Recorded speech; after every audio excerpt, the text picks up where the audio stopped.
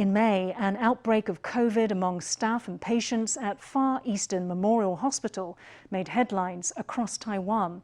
Among the 9 cases in the cluster was a nurse who gave FTV an exclusive interview. She looks back on her experience with the virus and shares how it changed the way she works with patients. She says she hopes that COVID diagnoses won't become barriers between friends and neighbours. The head nurse informed me that I had tested positive. I felt a whole mix of emotions. I can't say it was fear exactly. I just felt blank.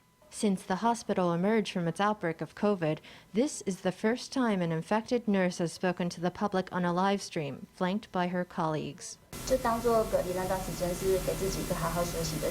I treated the isolation period as a time to give myself a good break and to rebalance myself physically and emotionally before going back to work. Once she was out of isolation, she was straight back on the front line. At times, Far Eastern Memorial Hospital has treated up to 9% of all Taiwan's COVID patients and up to 11% of the country's COVID intensive care patients.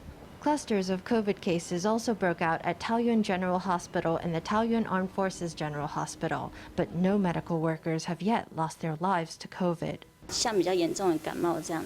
It felt like a pretty serious cold with coughing and other symptoms. I didn't get to the point of struggling for breath, and my blood oxygen levels were normal. There are lots of things that we can't avoid and can't foresee, and if we run into them, we just have to face them. This nurse was confirmed COVID positive on May 18th and was out of the hospital by June.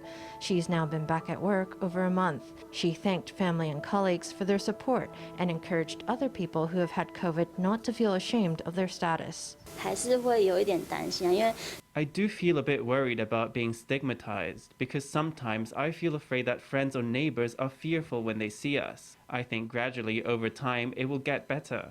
There are many patients actually whose spirits get very low in isolation, I can see. So sometimes I slow down and chat a while with them about my own experience getting COVID and we share our feelings. I ask them not to worry too much and tell them I came out of it fit and healthy. Nobody would choose to catch COVID, but this nurse willingly put herself at risk.